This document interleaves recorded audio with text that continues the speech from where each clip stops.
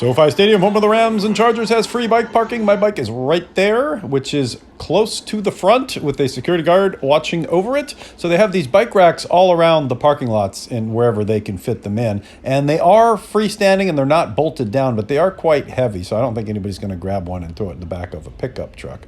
You see, I used 2 locks on my bike, and it is right at the front. Better parking spot than most of the people with cars who didn't get there 4 hours early.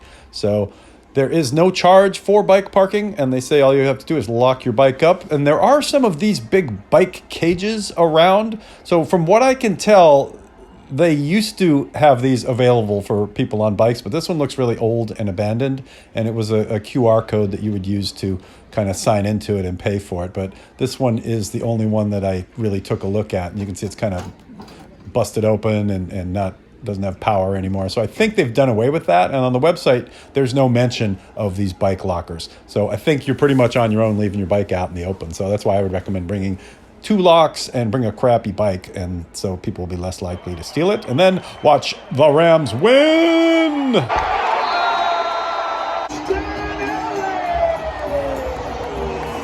And head out into scenic, beautiful Inglewood for your ride home.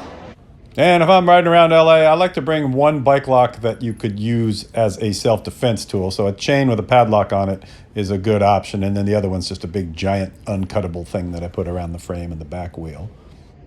And you get on your bike and you head out. And one thing I should mention is that there's 2 train stops that are within about a mile or mile and a half of the stadium. So it's quite realistic to jump on the train and then take your bike with you and then ride to the station. So on the Metro, it's the Green Line where you want to go.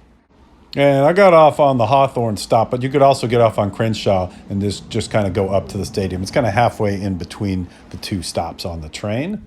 And since the game is more than 3 hours long, you could either do 2 one-way trips or you could buy a full day pass, depending on whether you wanted to run your money through the machine once or twice. So go, enjoy the game, ride your bike, have fun.